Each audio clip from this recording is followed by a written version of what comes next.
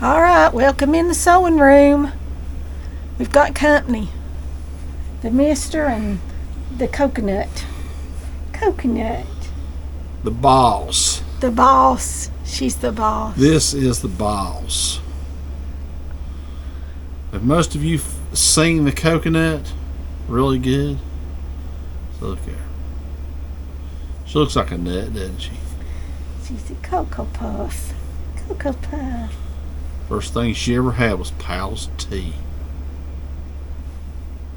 So anyhow, Lynn's probably gritting her teeth right now, wondering what's going on. Yeah, because I don't have a clue. Since I guess I kind of call this video. Actually, I was having mercy on her because she said, "Oh, I'm down to not having any videos to show," or she might have one or two. And I thought, I could get on here and run off the remainder of her subscribers. But she doesn't talk about these things a lot. And now, remind you, she has power to edit all these videos and not show any of it, so she can just cut me out at any time. So, a lot of people don't understand YouTube. I sure didn't understand until we got involved in it, and still learn a lot. If you're going to be successful in YouTube, you've got to post quite a few videos. Come here. I mean, you've got to have 4, 5, 6 videos a day. I mean, not a day, a week. A week. To have any hopes of success on YouTube. And believe it or not, and I found this with even my own channel, it starts getting difficult after a while to start coming up with that many videos. You've got to keep having new ideas, go new places, do new things, and oftentimes it's not convenient to make a video every day. And particularly what Lynn's doing right now with this sewing, there's only so many sewing projects you can do, and they just take so much time. I have a ton of sewing projects I want to do, but they take a lot of time. The one I just finished has taken almost a week. So if it's taking you like 3 or 4 days to do your sewing project, well, that may be one day's worth of video. And if you're trying to put up 4 or 5 days of video a week, then you're kind of in a stuck position right there. But anyhow, I mean, I don't think we're crying about any, but that's just the way it is, and that's the challenge of it. And I thought we'd go a little bit different today. Let's talk about sewing and cooking disasters. Oh Lord! Now I've had my share of both. Now let me just tell you. Of course, the biggest disaster that occurred for Lynn when she married me, but that's another story. I wouldn't say that. And of course, as y'all know, if you've been watching her videos, she's an extremely good seamstress. I mean, she can sew with the very best. There's no one any better than her. I can say that with full confidence. And when it comes to her cooking, well, she's as good at cooking as she is in sewing. But there's one person that Lynn will not beat when it comes to cooking. That's true. In my book. Yeah. And no, it's not my mama. And my mama was a really good cook, but that's not who he's talking about. And it's not my mother either. That was my Aunt Charlotte. That woman, I always could marvel about her cooking. I mean, she could have a VIP, some great VIP coming to eat dinner at her house, and she would try a recipe that she has never fixed before in her life, and she'll throw it out there with no fear. I mean, the woman was, and I know Lynn has. Lynn even learned some cooking stuff from her. That's where I learned the butter around the pot over the years, and there's a few things that she made that always stick in my mind that nobody's ever gonna make it as good. And I mean, in reality, it may be as good, but it'll never be as good. That's just the way it is. She made a Christmas pie that was just incredible. And I did plan to make that with y'all back at Christmas, but I didn't. And she made them at Easter one year and tinted them pink. I do remember that. So there's things that other people won't fix. It's like my late mother-in-law. She made outstanding potato salad. I can't make it. I mean, there's no one will ever make potato salad as good as she does. Also, green beans. First green beans I ever had, I thought these are just the most incredible things I've ever eaten. Was she fixed those green beans, and Lynn's picked it up, and she I guess I'll have to admit that she's as good at fixing the green beans. My The trick to the green beans is you don't want a lot of water on them. You want enough water to cook them, but you want to cook all that water off. You don't want them to be left in water, and then because then all your flavor that you've put in them goes into your beans, and that was what Mama always did. Now I'm an expert at eating, as most of you can tell. The men in my family have a huge appetite. I mean, enormous appetite. We can eat. It's just shameful, especially when we were all younger. We could eat. Everyone on ski as much as 3 men could eat easily. Even my uncle pitched in. He was probably the biggest eater of all of us. So we've always loved food. And my mother, bless her heart, my mother was a good cook. Sure was. But my mother worked every day. She had a job. She worked outside the home, but she came home every night at 5:30, and she would cook a meal. I mean, a full course meal, and we'd have a hot food. We'd have meat and potatoes and bread and vegetables and everything. She cooked that every single night.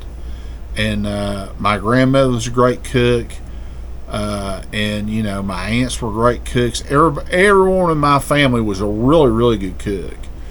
And Lynn, her mother was really good to cook, and Lynn picked it up from her. And it's just like, I don't understand. There's these people that they don't understand the way that I have eaten my whole life, and it's a wonder I don't weigh 500 pounds. But there's so many people that they eat out of a drive-through window or something they can throw in a microwave or whatever else. And it's like, if they get a real honest to goodness set down meal, like maybe something you get at Cracker Barrel is the closest thing I can think of that you can go out to a restaurant and get what I call country cookie. And of course, what I've been eating is better than a Cracker Barrel my whole life. But there's people that think that's an incredible treat, and it's just like, well, this is what I've eaten every day. But with all that being said, we're going to discuss some epic, and I mean epic failures. Now let's start off. I'm going to start off with my dearly departed Aunt Charlotte, who I hold as being, she is the queen of the cooks. She is the very, very top. Well, just delicious. But I had an uncle and a cousin, especially my uncle. He loved to visit people, and especially if you had lunch or something or wherever else, and he was invited, he would come and he would eat his huge amount. But then he would sit around all day long, and he'd continue to talk and everything else, and then he was ready for supper. He would eat supper then. I mean, it's like, you better just figure he's going to stay and eat. Well, my aunt one day, I was out of her house. This has been eons ago when I was a little boy. And my grandmother was out there, and my uncle came to visit that day. I don't know, he came out there about 10:30 or 11 o'clock. And had his son with him, who's a little older than I was, but he could eat, Lord, he could eat. And they sat there talking, and 12 o'clock came, 12 o'clock went. 12:30 came, 12 o'clock went. It's like 1 o'clock. And it's like, my stomach's just growling, and I know what's going on. My aunt's trying to wait them out. They are a tough group to wait out. But eventually, I don't know whether it was what she didn't have too much to fix that day or whatever else. I don't know the situation. Finally, they left. Hallelujah. So I thought, I'm gonna be able to get something to eat here before I look like an Ethiopian poster child. So she fixes a pizza. Now, my dear aunt, to my knowledge, she has absolutely zero Italian in her. None at all. None at all. I researched my family tree extensively, and I have yet to find any Italians in it. And her cooking of pizza was reaffirmed that. Oh, it was bad. It was horrible. It was really bad. I can't believe she cooked that. The only thing she's ever cooked in my life that I thought, this is bad. But now, my bride outdid her. Now, she decided that I guess we were going to be on a health kick. And believe me, if I had to eat this, I'd be weighing about 110 pounds right now. But this was back, I guess, when the phase came out of fat-free pizza. Fat-free everything. Yeah. So do you can pick up the story here? Well, it was back, I guess, the late 90s, mid to late 90s. Everybody was going fat-free. Everything's going to be fat-free. And I thought, okay, I'm going to buy this fat-free cheese. So I bought fat-free cheese. And I decided I'd make us a pizza. I don't know if it's for lunch or supper or for what, I don't know. But anyway, I was going to make us a pizza. And I made it totally fat-free. There wasn't a drop of fat in that pizza anywhere. Our taste. And I put that fat-free cheese on it. Well, y'all, that fat-free cheese, mind you can't buy it in a grocery store anymore. There's a good reason too. You can't buy strychnine in the grocery store either. Or any other pesticide. So I put that fat-free cheese on that pizza, and I put it in the oven and baked it. And when it come out, it's like trying to eat plastic. I believe that fat-free cheese was made out of plastic. EPA banned it. Y'all, that was the awfulest thing. Oh my gosh, it was awful. Horrible. It was like trying to eat plastic. It really was. That, I will have to say, is probably the worst thing I ever tried to fix. I forget now what was. You made something here not real long ago that it was. Oh, it was bad too. It was some kind of a cornbread taco thing, and you made cornbread and you put it in the bottom and you put taco meat in the middle and then you put cornbread on top, and it was not good either. It was just she run good cornbread and she run good hamburger. It was bad. It was bad. It's like my mother. Now my mother, she would make a meatloaf. Now, here's the way it is with me.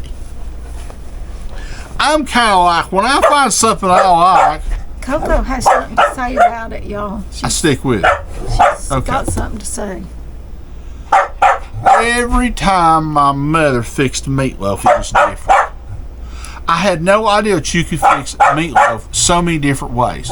My mother probably figured out a way to fix meatloaf 2,000 different ways, because every time she fixed meatloaf, it was different. And sometimes it wasn't good at all. Come here. But there was a couple of times Mom really hit the nail on the head. I said, Mom, this is really good meatloaf. Really good meatloaf. Remember this. Fix your meatloaf just like this next time. Next time she fixed meatloaf, completely different. Absolutely completely different. And now Lynn came up with one here. Of course, she's not quite done that one, but because I think it's too big of a problem. She made a meatloaf here about a year ago. I wrapped in bacon, and let me tell you, that was the best meatloaf I've ever eaten in my life. There's a video. Absolutely. And then you made a stuffed pork loin. It was just incredible. Yes, and there is a video of the stuffed pork loin. But any more great failures in cooking? Oh Lord, I've had a lot. Oh, now I believe we're about to go dead on our camera. Let me throw one in on her sewing. I'm gonna get her on this one, and I think it was knitting actually. She decided. Now this was back before we were married, and I guess she thought she's gonna be Miss Domestic, and. There was a neighbor lady that could knit, and she had knitted me a sweater, and I wanted to learn how to knit, so she was going to teach me. Well, anyhow, I was obsessed with this. I wanted a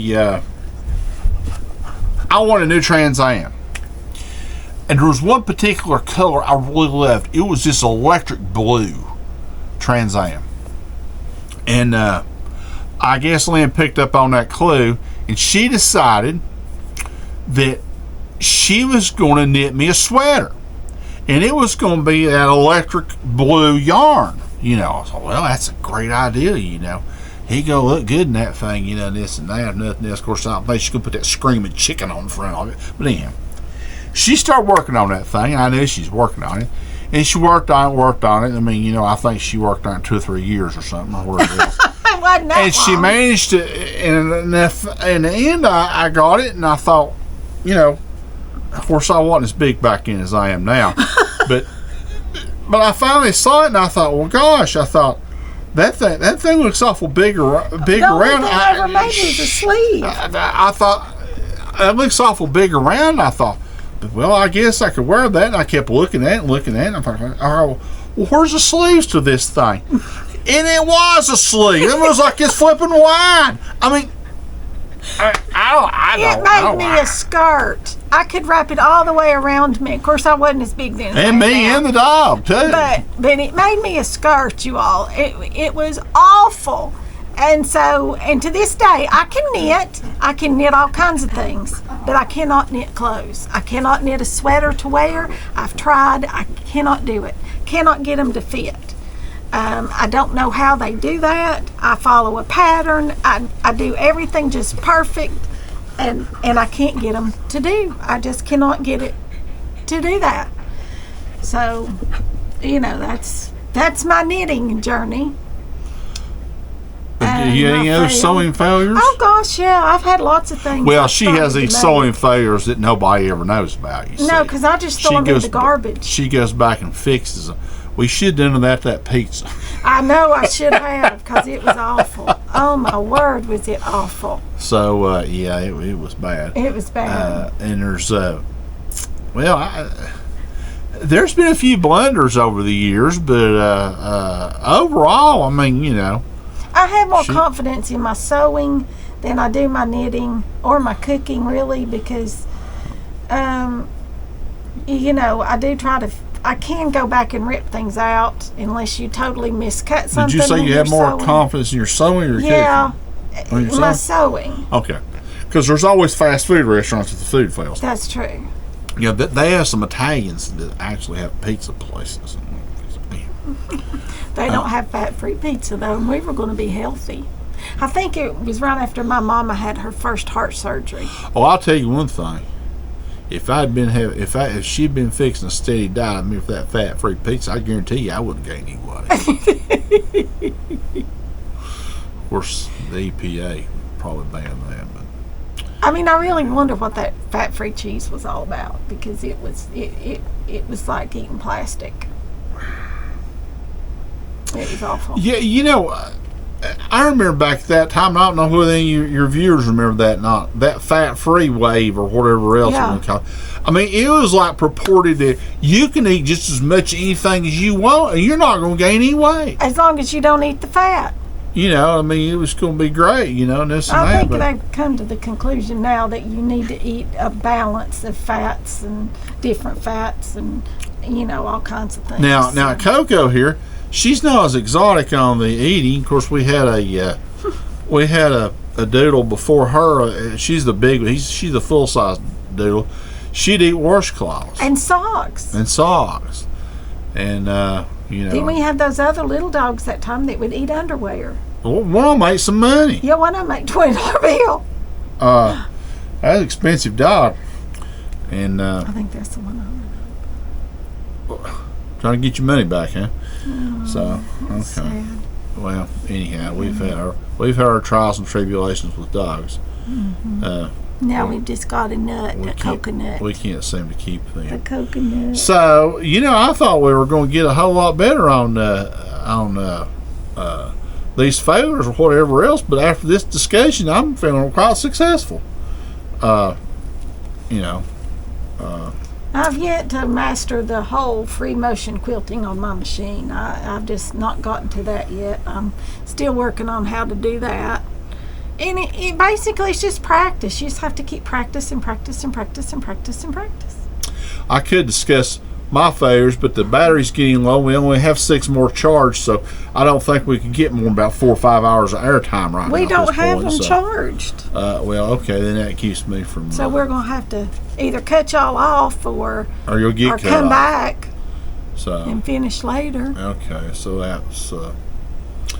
that's what we're doing right now. And now I'll tell you another one, another failure we've got.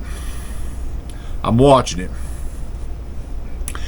I look at this. I go on this auction site called governmentdeals.com, and it's basically government entities, whether it be schools or Police departments, or some type of government entity, and they sell all kinds of surplus stuff on here, or whatever else. 90% of it's junk. It should just go straight in the dumpster. But I guess for some reason they have to sell it. And I ran across this one here a while ago.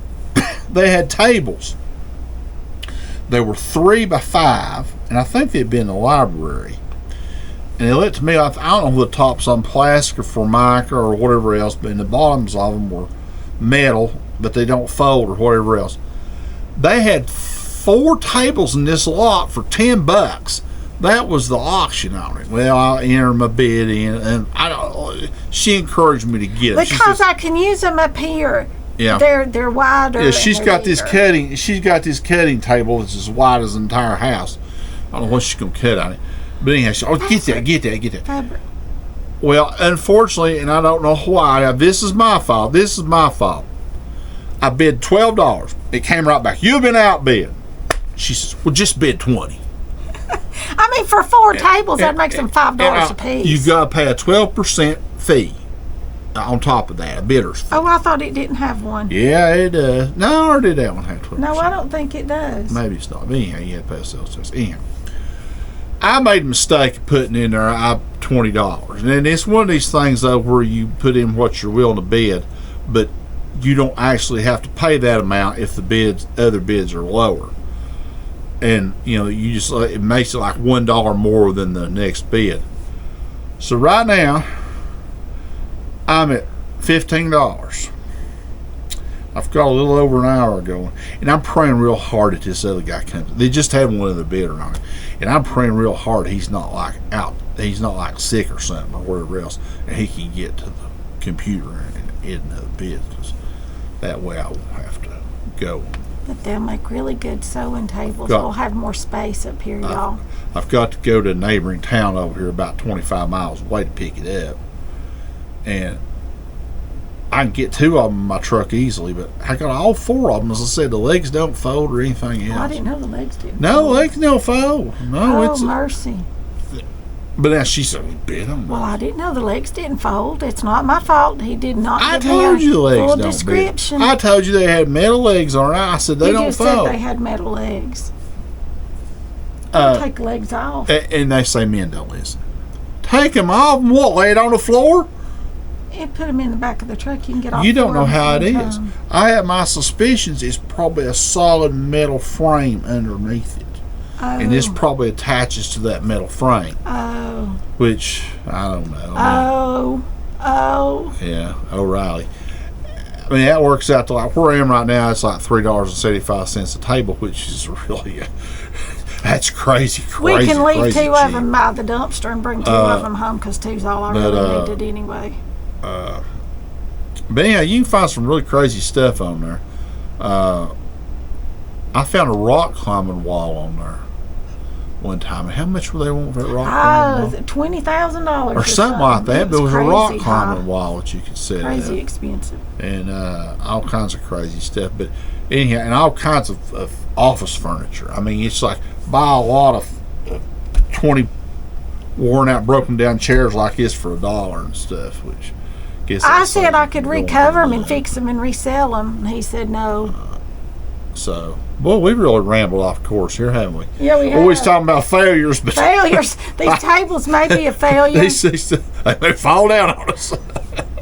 So, okay, I guess that's all I gotta say, because I don't know anything about sewing. I know nothing about sewing. I thought he was gonna sew. When he brought his chair over here, I thought, oh, he's going to sew. No, here's the extent. Oh, I had a failure. I was up here sewing. I was trying to make a purse the other day, and it wasn't working. Oh, here's the closest I've come to doing any kind of sewing. There's two things I've done, and I don't know whether any of y'all remember these things or not. I guess it was a craft thing. And you had like a frame that was like this big, I might be 6 or 8 inches across. And it had like teeth that came up through it. And you buy this big bag of I guess Loops. it's like yarn or hoops Big that were like loops. this long Elastic where were loop different things. colors. And you'd take it and you'd hook it over these things. Kids do them. And basically it made a paw holder.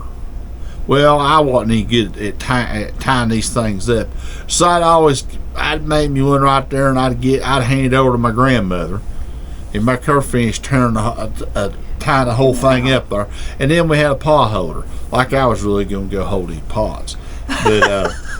But now, I think I must have had some early inclinations of wanting to sew. Because, I don't know, I probably never told you this.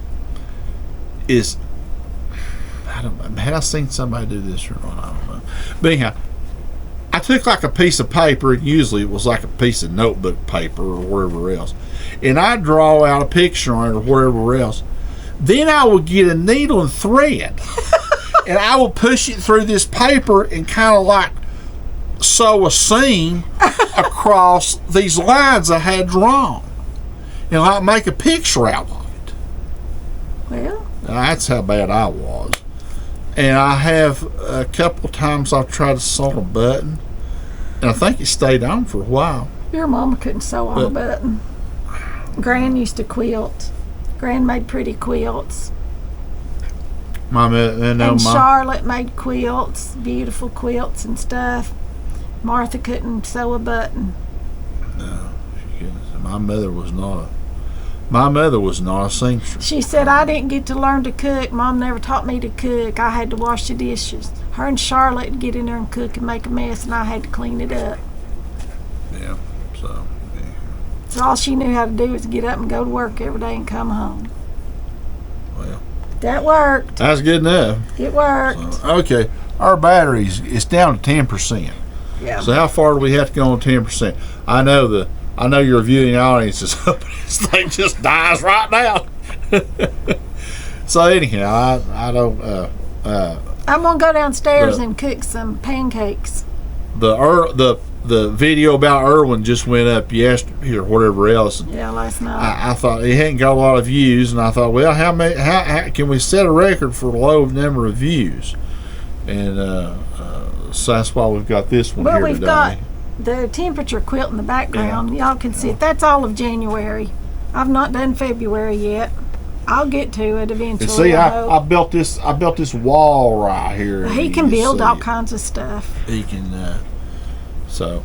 Yeah. Anyhow. He can, can't he, Coco? Yeah. She says own a house. And she can dream all kinds of stuff up for me to build. I can. I absolutely can.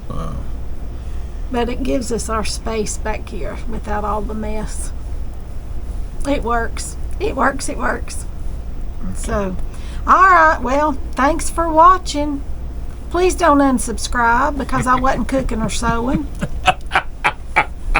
I don't think your cooking and sewing will be the problem in this video. Oh, and by the way, it's only 35 days until baseball opening day. He's a big fan. I'm a big baseball fan, big Reds fan, big sports fan, period. But baseball's always just been a little bit special for me. Me too. I love baseball. So we just got 35 days open day in Cincinnati. Of course, it's liable to be snowing then. Who knows? But right now it's cold today. It's about 20 degrees right now. It's supposed to go 9 tonight. We had a little bit of snow today on top of some ice we got last night, and it's just really been a crappy day. And but we're looking forward to some spring. I know there may be some of you people out there that are disturbed in the wintertime, but but not us here. There's no one in this house that likes this like in wintertime. Andy's been yelling about swimming and eating watermelon. He wants pasta salad because we eat a lot of pasta salad in the summer. Lynn tells him just when it grows. We gotta wait for it to grow. And taco salad, we eat that in summer. We have to wait for it to grow. He talks about baseball a lot, so he's really suffering wanting some summertime, and rest of us are too. And poor old Coco, she went out in the snow today trailing Andy around, and she came in shivering. And so she says nobody put my coat on me. If y'all are somewhere where it's cold and you don't like cold weather, stay warm, keep your chin up. We're two-thirds through with winter right now, even though March can be brutal, and even we get here sometimes we've had snows in the first part of April here too. So I remember we had 6 inches of snow in April one time. But pretty soon the crocuses will be peeking up out of the ground. Yay! And we'll see daffodils will be blooming. And we'll see the daffodils, and I'll get out here and try to be like my daddy and look in that cold sky and say, I see spring in the air. So all right, y'all stay warm, and we'll see y'all in the next one.